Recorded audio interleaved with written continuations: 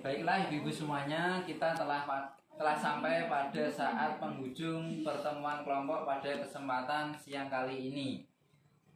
Maka dari itu ibu-ibu semuanya, marilah kita buka buku pintar tentang mengasuh anak, yaitu Pintar Mengasuh Anak, ya. Tadi apa yang telah kita pelajari, Bu Iin, apa Bu? Apa Pak? Gimana Pak? Makanya itu dibaca, Bu. Oke Pak lah. Mikir utang siswa PBY loh Pak lah. Misalnya apa, Bu Rana?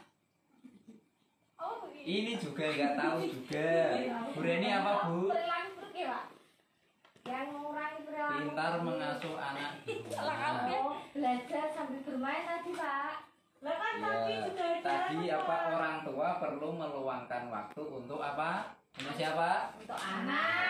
Nah, terus kita tanyakan kepada anak bagaimana kabarnya hari ini, apa saja yang dilakukan di sekolah, itu wujud perhatian kita kepada anak. Terus ini saya akan menjelaskan ini cara meningkatkan perilaku baik anak, ya. Kemudian ini perilaku baik anak. Ketika Bu Lili ketika Bu Lili anaknya bisa sikat gigi sendiri, yaitu Bu Lili memuji dengan sifat memuji Ita, wah kamu sudah pintar untuk menggosok gigi sendiri. Terus tadi yang selanjutnya itu ada ketika Ita sudah bisa menggosok gigi sendiri tanpa diingatkan, lalu Bu Lili memberi penghargaan dengan membacakan cerita sebelum dia tidur atau dongeng. Terus yang selanjutnya ini dampak negatif kekerasan pada anak. Ya, ini ya. Ini dampak negatif kekerasan pada anak. Ini yang gambar pertama apa, Bu? Dampak kekerasan apa? Dampak fisik. Ini dia akan merasa apa? Sakit. Ketika anak kita mendapatkan perlakuan fisik, maka kita sendiri yang akan rugi, akan melihat anak tersebut merasa kesakitan. Terus yang dampak yang kedua apa, Bu? Dampak non fisik. Dia akan sekali mudah marah. Yang kedua apa? Agresif. Atau bahasa Jawanya grusa-grusu. Terus yang ketiga apa? Tidak percaya diri. Atau berarti ya Pak? Ya, atau bahasa Jawanya itu minderan. Ya, terus yang keempat apa? Sulit apa? Konsentrasi belajar. Ketika konsentrasi belajar itu sulit, maka anak juga apa? Menangkap pelajaran itu juga akan sulit. Ini untuk yang selanjutnya, cara mengurangi perilaku buruk anak usia di bawah 2 tahun. Yang pertama, Bu, membuat lingkungan aman bagi anak. Nah, terus yang kedua ini apa? Membatasi anak menonton TV. Menonton TV juga ada baiknya ketika yang ditonton itu benar-benar mendidik. Tapi jangan nanti menjadi korban sinetron itu yang menjadikan bahaya. Kita arahkan anak itu untuk melihat hal tayangan-tayangan yang positif, ya Bu. Kalau azab Pak, azab juga tidak boleh. Lebih baik Upin Ipin, ya Bu. Tuh. Yang selanjutnya mengalihkan perhatian anak. Misalnya anak panjenengan semua dalam kondisi nangis atau meminta es ketika ada itu penjual es krim lewat. Alihkan perhatiannya jangan hanya pada es krimnya, tapi pada kebutuhan yang lain atau pekerjaan yang lain, misalnya mencapu atau mencuci pakaian atau yang lain. Ngoten nggih, Bu? Terus yang selanjutnya menjelaskan akibat perilaku buruk.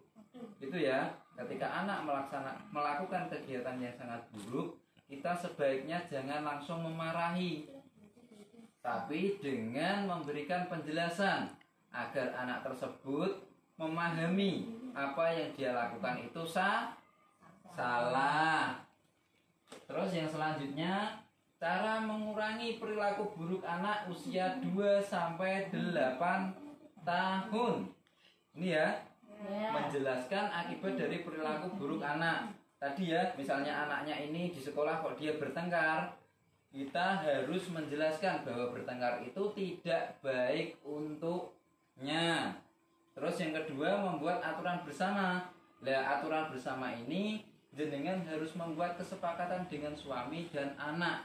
Buatlah kesepakatan itu ketika makan atau mungkin dalam suasana berkumpul.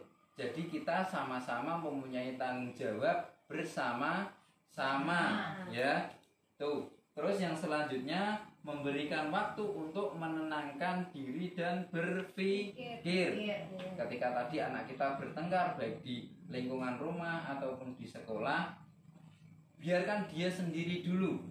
Setelah mereka tenang atau dia tenang, baru kita dekati untuk pendekatan hati ke hati agar chemistry, katanya gitu, agar terwujud antara orang tua dengan anak. Terus yang selanjutnya, mengacuhkan tindakan yang tidak berbahaya dan hanya untuk menarik perhatian saja. Istilahnya ketika dalam rumah kita juga produk jual mahal ketika anak itu melakukan kesalahan. Tapi juga jangan keterusan. Mungkin ada saat, mungkin beberapa menit saja. Setelah itu baru kita pendekatan. Oke. Terus yang selanjutnya, cara mengurangi perilaku buruk anak, yaitu memasuki usia remaja. Ini ya Bu, menjelaskan akibat dari perilaku buruk anak, ya.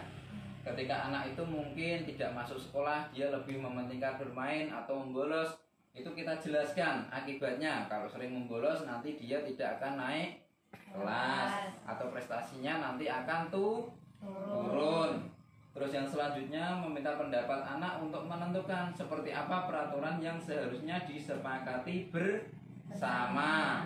Ya misalnya tadi, kok dia tidak masuk sekolah atau membolos, berarti dia melakukan kesalahan. Terus nanti kesepakatan dia tidak akan misalnya mendapatkan uang saku selama 1 minggu.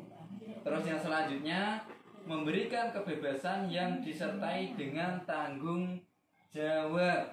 Misalnya anak kita bebaskan untuk mengikuti kegiatan ekstra yang ada di sekolah, atau mungkin kegiatan yang di luar lingkungan kita bebaskan dengan catatan berkomitmen atas apa yang dilaksanakannya.